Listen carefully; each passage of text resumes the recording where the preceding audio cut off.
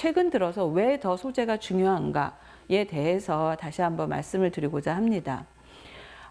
여러분들이 한 2, 3년 전에 그 일본하고의 어떤 정치적인 문제로 인해서 반도체 관련 소재가 일본에서 수출을 금지하겠다고 한 적이 있었습니다. 그래서 그때 한참 기업에서도 문제가 생겼었고 당장 산업에 차질이 있는 것 같은 그런 뉴스가 굉장히 많이 나왔었죠. 여기에서도 예를 들어 불소 같은 것을 보게 되면은 불소 자체를 만드는 건 그렇게 어려운 일은 아니죠. 근데 문제는 반도체에서 얘가 점점 더 작은 면적의 집적화가 높아지게 되면서 거기에 작은 그림을 그리려다 보니까 그걸 지우개 역할을 하는 이 불소 용액의 순도가 매우 중요합니다. 그래서 보통 99.999인 것과 99.9999인 것이 굉장히 다른 품질을 나타내게 되고 일본에서 수입을 해온 것이 굉장히 고순도 불소였습니다. 근데 우리나라에서는 그게 확보가 그 당시에 어려웠던 거죠. 그래서 이런 소재 의존도가 일본에 굉장히 높았고, 왜냐하면 일본은 그 당시에 기초부터 해서 반도체를 개발을 해왔다면 우리는 급격한 산업 발전을 거치면서 약간 부품을 받아서 조립을 해서 최종 결과물을 내놓는 기술에 더 집중을 했었기 때문에 그래서 일본의 소재 의존도가 높았었습니다. 그래서 이때 한참 문제가 되어서 우리가 또 소재에 대한 연구를 해야 되지 않겠느냐, 우리는 왜 그동안 소재를 하지 않았을까라는 거에 대한 반성과 그런 새로운 계획을 계속 추진을 하였습니다.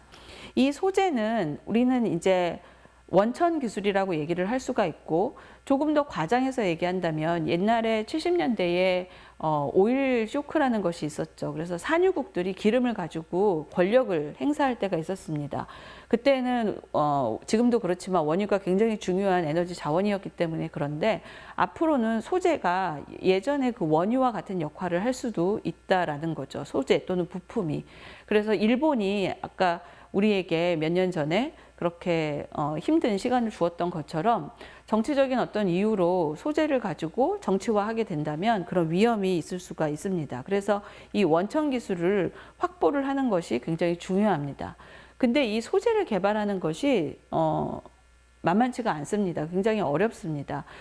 시간은 오래 걸리고 그리고 개발해야 될 것도 너무 많은데 그중에서 개발되어지는 연구도 굉장히 작고, 그리고 그 기술 개발을 투자하는 데에 비해서 그 성과를 거두는데 시간이 비교적 오래 걸립니다. 그래서 오랜 시간 투자해야 되는 기초 기술에 가깝고 회수를 하는 데에도 시간이 걸리게 됩니다.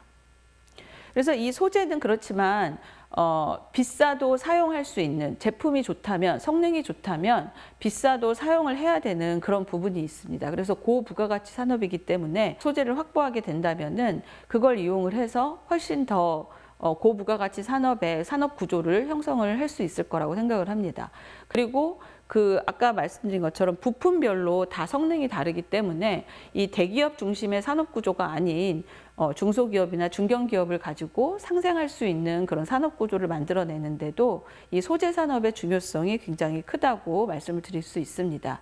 그래서 최근 들어서는 이 여러 가지 정부에서도 소재 관련한 산업이라든지 여러 사업이라든지 어떤 제도적인 것도 많이 제안을 하고 진행이 되어지고 있습니다.